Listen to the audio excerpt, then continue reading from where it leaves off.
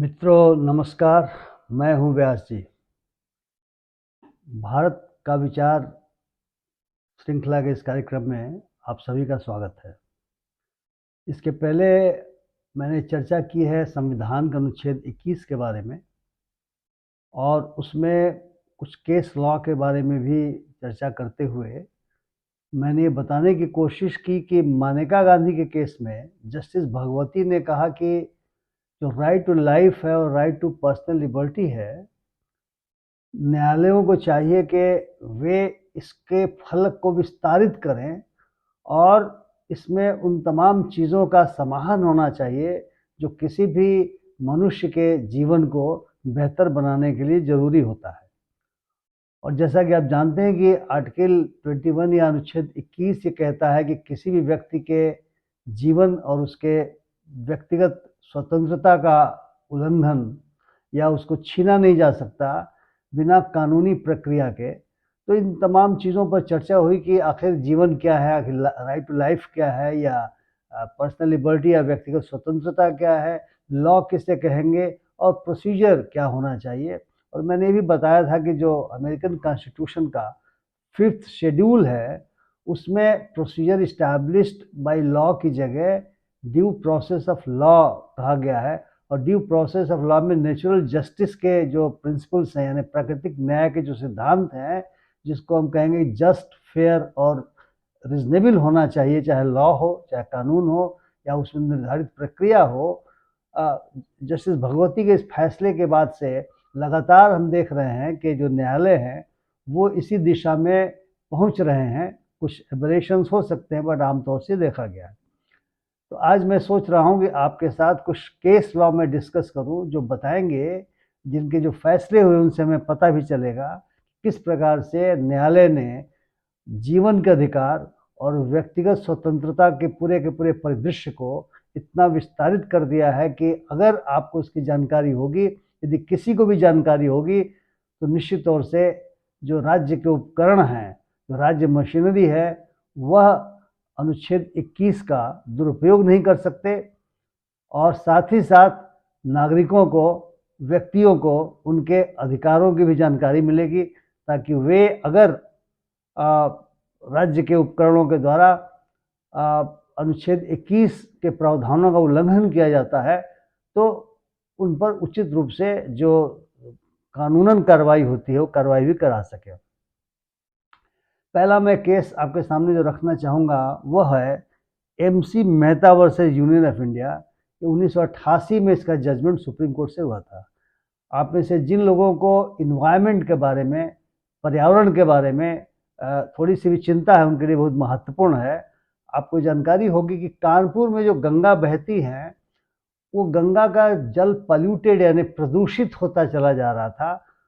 बहुत सारे उद्योग वहाँ पे किनारे में थे, और अगर दूर भी थे तो उनका जो रिफ्यूज़ है, उनका जो गंदा पानी है, या उनका जो जिसको कहते हैं कि जब भी कोई फैक्ट्री चलती है उसमें बहुत सारी अनर्गल चीज़ें निकलती हैं, जिसका उपयोग नहीं होता, वे सब गंगा में गिरती थी। जो डेयरी थे, वो डेयरी का बहुत सारा मलमूत्र भी जो मवेशियों का है वह गंगा में गिराया जाता था। यहाँ तक कि भले ही देश में बहुत सारे लोग मानते हैं कि गंगा एक पवित्र नदी है, लेकिन बहुत सारे लोग अपना मलमूत्र वहीं पर विसर्जित किया करते थे। तो MC मेहता नाम के व्यक्ति सुप्रीम कोर्ट में गए। उन्होंने कहा कि यह उन लोगों के जीवन के अधिकार का उल्लंघन है जो गंगा में स्नान करते हैं, क्योंकि यदि गंगा का जल इन कारणों से, जो मैंने भी बताया, प्रदूषित होता है तो यह उन लोगों के स्वास्थ्य के लिए काफ़ी हानिकर है। आप जानते हैं कि अगर कहीं जल प्रदूषित है, उसमें बहुत सारे से जीवाणु हो जाते हैं जो बीमारी फैला सकते हैं, स्किन का डिजीज हो सकता है। और पानी भी बहुत सारे लोग गंगा का पीते हैं, तो निश्चित तौर से शरीर के अंदर भी उनको बीमारियां हो सकती हैं। कोर्ट ने इस पर विचार किया और कोर्ट ने कहा कि भले ही जो पिटिशनर हैं, FPIL था, इसलिए अब MC मेहता उस गंगा किनारे रहने वाले लोगों में से नहीं थे, लेकिन कोर्ट ने कहा कि भले ही जो पिटिशनर हैं वो गंगा के किनारे नहीं रहते और इस प्रदूषण से प्रभावित नहीं हो रहे हैं, लेकिन जो लोग प्रभावित हो रहे हैं उनके बारे में चिंतित होकर के इन्होंने ये केस किया है। और निश्चित तौर से पर्यावरण का प्रदूषण किसी भी व्यक्ति और समाज के बेहतर ज़िंदगी जीने या राइट टू लाइफ का जो उदात्तता है, जो इसका फलक व्यापक है, उसका यह उल्लंघन है। इसलिए गंगा को जो उद्योग प्रदूषित कर रहे हैं, जो मलमूत्र लोग त्याग कर रहे हैं, उसको रोकने के लिए राज्य सरकार को जो अधिनियम भी है, बहुत सारे, जैसे वाटर पॉल्यूशन एक्ट मौजूद है और अन्य बहुत सारे अधिनियम मौजूद हैं, इनके अनुसार भी कार्रवाई करे और अलग से भी कार्रवाई करे। आपको जान करके खुशी होगी कि उस फैसले के बाद से गंगा के किनारे जो भी उद्योग धंधे थे, जो प्रदूषण फैलाते थे, उनको वहाँ से दूर ले जाने का आदेश दिया गया, वो दूर चले गए। जो डेयरी थी, जो जहाँ दूध निकलता था और पशु बांधे जाते थे, उन सबों को दूर किया गया और सार्वजनिक रूप से लोगों के लिए शौचालय इत्यादि का निर्माण किया गया ताकि मलमूत्र गंगा में नहीं बहे। एमसी मेहता का एक दूसरा केस भी बहुत महत्वपूर्ण है। यह अरावली की पहाड़ियों में जो माइनिंग हो रही थी, जो खनन हो रहा था, उस खनन के कारण पूरे वातावरण में जो एयर पॉल्यूशन हम कहते हैं, वायु प्रदूषण कहते हैं, वो फैल रहा था और उसके कारण बहुत सारे लोग आसपास के उससे प्रभावित हो रहे थे। ये जो केस है 2004 में सुप्रीम कोर्ट ने फैसला किया और सुप्रीम कोर्ट ने पुनः ये पाया कि ये अच्छी बात है कि एक व्यक्ति उन दूसरे लोगों के लिए जो वायु प्रदूषण की वजह से बीमार पड़ रहे हैं, जो कि आप जानते हैं कि वायु प्रदूषण तो बहुत ही खतरनाक होता है, वो श्वसन संबंधित तमाम बीमारियों को जन्म देता है। और आप ये भी जानते हैं कि इसके कारण व्यक्ति की आयु भी कम हो रही है। जो हमारा फेफड़ा है बिल्कुल काला पड़ता जा रहा है। हम कार्बन लेते हैं वायु प्रदूषण की वजह से सांस के माध्यम से।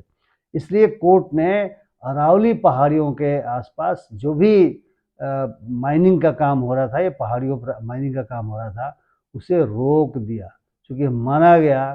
कि यह लोगों को जो वहाँ पर आसपास रहते हैं, बेहतर ज़िंदगी जीने के लिए ज़रूरी है कि वायु प्रदूषण नहीं हो। उन कारणों को जिनके वजह से वायु प्रदूषण होता है,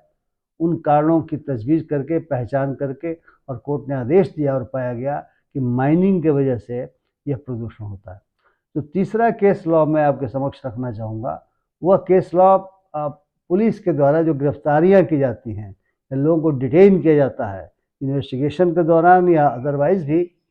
उससे संबंधित है। एक मशहूर केस है Joginder Kumar versus state of UP का, जो 1994 में फैसला हुआ। आप जानते हैं कि पुलिस किसी को भी कभी भी उठा लेती है और कारण भी नहीं बताती किस वजह से किया जाए। कई जगहों पे ऐसा होता है और लोग जानते नहीं कि कानून क्या है, वो डर जाते हैं और उन्हें थाने में पहुंचा दिया जाता है या कहीं और पहुंचा दिया जाता है। इस केस में सुप्रीम कोर्ट ने दिशा निर्देश दिए हैं कि गिरफ्तारी के दौरान और गिरफ्तारी के बाद क्या किया जाएगा। उस दिशा निर्देशों में बहुत महत्वपूर्ण बिंदु यह शामिल है कि जिस किसी व्यक्ति को गिरफ्तार किया जाएगा, उसे ये बताया जाएगा कि उनका अधिकार है कि जहाँ पर उनको गिरफ्तारी के बाद रखा गया है, वहाँ वो अपने किसी मित्र को निश्चित तौर से बुला सकते हैं, ताकि यह मित्र देख सके कि उनके साथ कोई दुर्व्यवहार पुलिस के द्वारा नहीं किया जा रहा है। और यही नहीं, पुलिस को बाकायदा अपने डायरी में एंट्री करना पड़ेगा कि किसको अरेस्ट किया गया और उन्हें किस अपराध में अरेस्ट किया गया और कहाँ पर रखा गया है। ये सारी बातें उस गाइडलाइन में रखी गई हैं, डाली गई हैं। आप में से बहुत सारे लोगों को शायद ये जानकारी ज़रूर होगी कि कई बार पुलिस किसी को उठा ले जाती है और वह स्टेशन जो डायरी होती है उसमें एंट्री नहीं करती है। इसलिए जो गिरफ्तार व्यक्ति के घर वाले हैं, उनको पता भी नहीं चल पाता कि हमारे घर का जो व्यक्ति है उसे पुलिस उठा करके कहाँ ले गई, वो घूमता रह जाता है। और इस प्रकार से जो गिरफ्तार व्यक्ति हैं, उनके व्यक्तिगत स्वतंत्रता का हनन होता है, स्वतंत्रता को बिल्कुल रौंद दिया जाता है। इसलिए अगर इस तरह की बात होती है, तो अगर कोई व्यक्ति गिरफ्तार हो तो उसे जानकारी हो कि वो पुलिस से कहेगा कि मैं अपने किसी साथी को या वकील को बुलाना चाहता हूँ, रखना चाहता हूँ, और पुलिस को ये मानना पड़ेगा, क्योंकि सुप्रीम कोर्ट के गाइडलाइन के अनुसार पुलिस को ही बताना है जो व्यक्ति अरेस्ट हो कि आपका ये अधिकार है। ये बहुत महत्वपूर्ण केस जो जोगिंदर कुमार का केस है। और इससे भी महत्वपूर्ण केस एक दूसरा है जिसको हम डीके बसु का केस कहते हैं। D K Basu versus State of West Bengal 1997 में तय हुआ।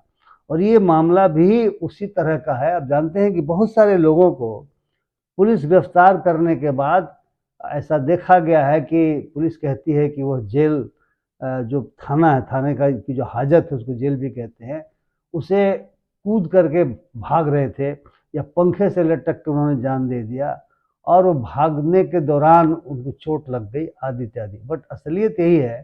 कि अधिकांश मामलों में देखा गया है कि पुलिस थर्ड डिग्री मेथड का इस्तेमाल करती है, टॉर्चर करती है, क्रूएलिटी करती है। डीके बसु केस में वो साफ शब्दों में कह दिया गया कि अगर पुलिस किसी को कस्टडी में लेने के बाद क्रूएलिटी करती हो, टॉर्चर करती हो, और क्रूएलिटी का मतलब केवल फिजिकली नहीं होता, शारीरिक, मानसिक, हर तरह की प्रताड़ना करती हो, तो यह अनुच्छेद 21 में जो राइट टू लाइफ है, जो जीवन का अधिकार है और जो व्यक्तिगत स्वतंत्रता है, इसका उल्लंघन है। इसलिए अगर ऐसी कोई घटना घटती किसी के साथ तो निश्चित तौर से उसे चाहिए कि वो पुलिस से पूछे कि आपने ऐसा क्यों, आप कैसे कर रहे हैं, किस अधिकार के तहत आप कर रहे हैं। मेरा मानना है कि यदि हम पूछना शुरू करते हैं तो अन्याय को काफ़ी हद तक कम कर सकते हैं। और जो पुलिस के उच्च पदाधिकारी हैं उन तक ये बात पहुंचाई जाएगी, लिखित रूप में पहुंचाई जाएगी। यदि वो कोई एक्शन नहीं लेते तो मामले को कोर्ट तक पहुंचाया जाएगा। चूंकि डीके बसु के केस में वो साफ शब्दों में कहा गया। डीके बसु के केस में ही जो कस्टोडियल डेथ होता है, जैसे मैंने कहा कि कहा जाता है कि हाजत से भागते हुए गिर गए, घायल हो गए या पंखे से लटक गए, जबकि पूरे शरीर से सब में ऐसा लगता है कि काफ़ी उनको चोट वगैरह आई है और पुलिस के द्वारा टॉर्चर किया गया है। तो कस्टोडियल डेथ के बारे में इस केस में कहा गया कि one of the worst crimes है, ये अपराध है, बहुत ही भयानक अपराध है, बहुत ही घटिया किस्म का अपराध है, ये कोर्ट ने कहा है। इसलिए कोर्ट ने इस मामले में भी गिरफ्तार व्यक्ति के लिए बहुत सारे गाइडलाइंस बनाए हैं। उस गाइडलाइंस में यह भी है कि जो व्यक्ति गिरफ्तार करता है वो अपना लेपल कार्ड अपनी जेब में लगाया रहेगा, जिससे उसके नाम का पता चले, वो एंट्री करेगा, वो दूसरे लोग मेमो बनाएगा, अरेस्ट मेमो बनाएगा। नहीं, बहुत सारे इसमें गाइडलाइंस बनाए गए हैं। और ये भी मैं स्पष्ट कर देना चाहूँगा कि इसी केस में कहा गया कि जो अंडर ट्रायल है या जो दोष सिद्ध बंदी है, कॉन्विक्स जिसको हम कहते हैं, या जिसको प्रिवेंटिव डिटेंशन लॉ के तहत गिरफ्तार किया गया है, इन सभी लोगों को, या दूसरे अन्य केसेस में गिरफ्तार किया गया है, इन सभी लोगों को अनुच्छेद 21 का लाभ मिलेगा और इनकी ज़िंदगी और उनकी व्यक्तिगत स्वतंत्रता का हनन किसी भी हालत में गैर कानूनी तरीके से कोई नहीं कर सकता।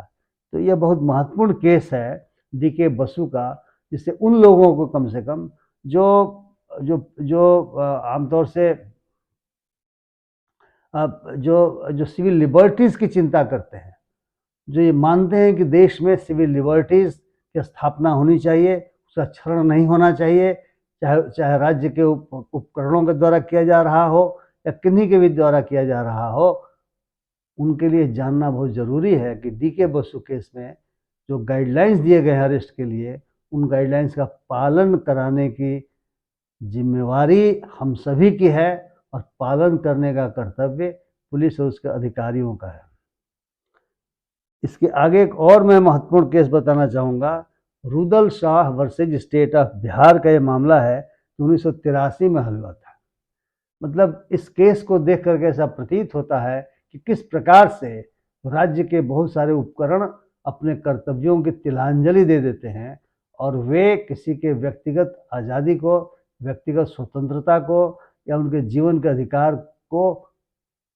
मूल्यवान नहीं समझते। ऐसे लोगों के लिए जो मूल्यवान नहीं समझते, जो कर्तव्यहीन लोग होते हैं या कह सकते हैं कि जो क्रूर लोग होते हैं, यह रुदल शाह का केस आँख खोलने वाला है। रुदल शाह को किसी केस में गिरफ्तार किया गया था, किंतु वो केस में छूट गए, लेकिन जब वो छूटे थे वो जेल में ही बंद थे और वे जेल में 14 वर्षों तक रह गए। जेल मैनुअल बना हुआ है, बिहार में बना हुआ, हर स्टेट में बना हुआ है, जिसमें बाकायदा प्रावधान किया हुआ है कि यदि किन्हीं को गिरफ्तार करके लाया जाता है या किन्हीं को सजा हो जाती है और वे जेल में आते हैं, तो किस दिन इनकी रिहाई होगी, क्योंकि बाकायदा अगर सजा मिली है तो उसकी तारीख तय है और बहुत सारे रिमिशंस मिलते हैं जेल मैनुअल के हिसाब से, तो उनके सजा खत्म होने की तारीख बाकायदा रजिस्टर में दर्ज की जाती है और उस दिन उनको छोड़ दिया जाता है। रुदल शाह के मामले में 14 वर्षों तक, आप कल्पना कीजिए कि 14 वर्षों तक, मतलब एक्विटल के बावजूद उनको रहना पड़ा। अब ये भी दुर्भाग्यपूर्ण मामला है कि उनके जो घर के लोग हैं या तो गरीब रहे होंगे, उन्होंने अपने को भाग्य के भरोसे छोड़ दिया होगा, या हो सकता है उनका कोई देखने वाला नहीं हो, तो बेचारे वहाँ रह गए। और बाद में जब मामला सुप्रीम कोर्ट पहुंचा, सुप्रीम कोर्ट ने बिहार सरकार के ऊपर जुर्माना लगाया और कहा कि रुदल शाह को जो 14 वर्षों तक गलत तरीके से जेल में रखा गया है, इनको कंपेंसेशन मिलना चाहिए, इनको इसका मुआवजा मिलना चाहिए, और बिहार सरकार को मुआवजा देना पड़ा। मैं नहीं जानता कि जिन पदाधिकारियों की गलती से ऐसा हुआ, बिहार सरकार ने उनके विरुद्ध कार्रवाई की अथवा नहीं की, परंतु ऐसे मामलों में जिनकी गलती से होता है, या जानबूझकर किया गया हो या अनजाने में किया गया हो, इतनी बड़ी गलती को सरकारों को माफ़ नहीं करना चाहिए। जो पदाधिकारीगण हैं, यदि वे अपने कर्तव्य का पालन नहीं करते और इस प्रकार से किसी के व्यक्तिगत स्वतंत्रता का हनन करते हैं, तो वे अपराध करते हैं, और ऐसे अपराधियों के साथ वही बर्ताव होना चाहिए जो किन्हीं के साथ होता है। अगला जो केस लॉ है वो थोड़ा सा इन सब से हट करके है, और मैं उसके बारे में आपसे चर्चा करना चाहूँगा। वो है जिसको हम विशाखा केस कहते हैं। अब जानते हैं कि बहुत सारी महिलाओं को अपने कार्यस्थल पर यौन शोषण का सामना करना पड़ता है। ये जो पुरुषवादी सत्ता है, वह स्त्री को अभी भी भोग की वस्तु समझता है। अधिकांश लोग समझते हैं, मैं नहीं कहूँगा कि सभी ऐसा समझते हैं, लेकिन आम तौर से ऐसा देखा गया है कि वह भोग की वस्तु समझी जाती है, भले ही वो पढ़ाई लिखाई के बाद काम करने के लिए अपने कार्यस्थल पर आई हो, किसी दफ्तर में एम्प्लॉयड हो। विशाखा केस में सुप्रीम कोर्ट ने कार्यस्थलों पर इस यौन शोषण को, सेक्सुअल एक्सप्लॉयटेशन को रोकने के लिए गाइडलाइंस तय किया, और इस गाइडलाइंस में जो मालिक है, यानी जो एम्प्लॉयर है, चाहे वो गवर्नमेंट हो चाहे वो नॉन गवर्नमेंट हो, उसको ये आदेश जारी किया गया है, उसको ये निर्देश जारी किया गया है कि वह ऐसा वातावरण सृजित करे जिसमें सेक्सुअल हरासमेंट या यौन शोषण की स्थितियां नहीं उत्पन्न हो सकें। अब यौन शोषण कई तरीके से होता है। दफ्तरों में बहुत सारे ऐसे लोग होते हैं जो सीधे, जिसको हम कहते हैं कि बोली बोल रहे हैं किसी महिला कर्मी को देख करके, और इस तरह के गीत गाने लगते हैं या इस तरह के संवाद बोलने लग जाते हैं आपस में, जो निश्चित तौर से उस कार्य करने वाली महिला के ऊपर उसका खराब असर पड़ता है। वो सोचती है कि मुझे छेड़ा जा रहा है, मुझे देख करके कहा जा रहा है, सीटी बजाना, या यहाँ तक कि कोई गंदा अश्लील गीत गाना, अश्लील इशारे करना, या सीधे सीधे साफ साफ शब्दों में उनके यौन शोषण के लिए कोशिशें करना या उनको बहलाना फुसलाना, इस तरह की बातें होती हैं। तो कहा गया, चाहे गवर्नमेंट के हों चाहे नॉन गवर्नमेंट के हों एम्प्लॉयर्स को, कि उनको ऐसा वातावरण बनाना चाहिए, और हर दफ्तर में एक कमेटी इसके अंतर्गत बनाई जाने का आदेश दिया गया, जो सेक्सुअल हरासमेंट के तमाम मामलों को देखेगी, और इस कमेटी में एक महिला का भी रहना ज़रूरी है, क्योंकि वह जो है सो महिलाओं के बारे में बेहतर तरीके से चीज़ों को समझ सकती है। और यह भी कहा गया कि यदि अपराध हुआ है तो तुरंत पुलिस को खबर कीजिए, और उस अपराधी को निश्चित तौर से बात को दबाइए नहीं, उसे जेल जाना चाहिए। तो विशाखा जजमेंट बहुत ही महत्वपूर्ण है, जो राइट टू लाइफ को यहाँ तक बढ़ाता है कि जो वर्क इन्वायरमेंट है, जो वर्किंग इन्वायरमेंट है, खास करके महिलाओं के दृष्टिकोण से, वो ऐसा ज़रूर होना चाहिए कि वे बिना किसी परेशानी के, बिना किसी न्यूसेंस के, बिना किसी हरासमेंट के अपने कामों को कर सकें। अंतिम जो मैं केस लॉ कहना चाहूँगा, नाज फाउंडेशन का केस लॉ है, और आज के समय में बड़ा मौजूद है, क्योंकि सेम सेक्स मैरिज को लेकर के सुप्रीम कोर्ट में केस चल रहा है। इस नाज फाउंडेशन के केस में पहले तो हाई कोर्ट में गया और हाई कोर्ट में सिंगल जज ने ये कहा कि जो धारा 377 है इंडियन पिनल कोड की, जो समलैंगिकता या समलैंगिक सेक्स को इलीगल करार करती है, अपराध बनाती है, उसको सिंगल जज ने कहा कि अनकॉन्स्टिट्यूशनल है। लेकिन कुछ लोग चले गए डबल बेंच में, उन्होंने कहा नहीं बिल्कुल कॉन्स्टिट्यूशनल है और रहनी चाहिए। और मामला जब सीधे पहुंचा सुप्रीम कोर्ट में किसी अन्य केस के सिलसिले में, तो वहाँ पर इस केस पर भी चर्चा हुई, इस मामले में भी चर्चा हुई और सुप्रीम कोर्ट ने 5 जजों की बेंच से साफ साफ कहा कि किसी के जीवन के अधिकार को या व्यक्तिगत स्वतंत्रता को उसके सेक्सुअल ओरिएंटेशन के आधार पर खत्म नहीं किया जा सकता। लोगों के सेक्सुअल ओरिएंटेशन अलग अलग हो सकते हैं, आप उसे सहमत हो सकते हैं, आप असहमत हो सकते हैं, आप उसे अनैतिक कह सकते हैं, आप उसे धर्म विरुद्ध कह सकते हैं, लेकिन ये तो प्रकृति की चीज़ें हो सकता है। इसलिए सुप्रीम कोर्ट ने माना कि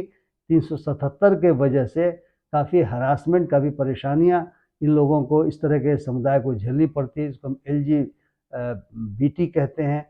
अब तो LGBTQ+ की भी बात हो रही है, तो हम इन्हें कहते हैं और इन्हें भी अधिकार है। इसलिए अगर ये बंद कमरे में कंसेंसुअल रूप से यानी सहमति से यदि जो भी समलैंगिक सेक्स करना चाहते हैं तो यह अपराध नहीं है। ये सुप्रीम कोर्ट ने तय किया। अब अंदाजा लगाइए कि जो राइट टू लाइफ और व्यक्तिगत स्वतंत्रता का दायरा इतना ज़्यादा लगातार बढ़ता चला जा रहा है और बहुत सारे दूसरे भी मुकदमे हैं, लेकिन चूंकि समय की भी अपनी सीमा है इस वीडियो की, बहुत लंबा करने पर बहुत सारे लोग देख नहीं पाते, इसलिए मैं यहीं पर इन 6 केस लॉ के माध्यम से अनुच्छेद 21 पर अपनी बात पूरी करता हूं। आप सभी ने सुना। मैं एक और आग्रह करूंगा कि यदि आप अब तक मेरे चैनल को सब्सक्राइब नहीं किए हुए हों तो कृपया सब्सक्राइब करें और ज़रूर देखें, क्योंकि बहुत सारी बातें मैं ऐसा करता हूं जो शायद आपके फ़ायदे के लिए आपको लगे और उसका फ़ायदा उठा सकें। बहुत बहुत धन्यवाद। नमस्कार।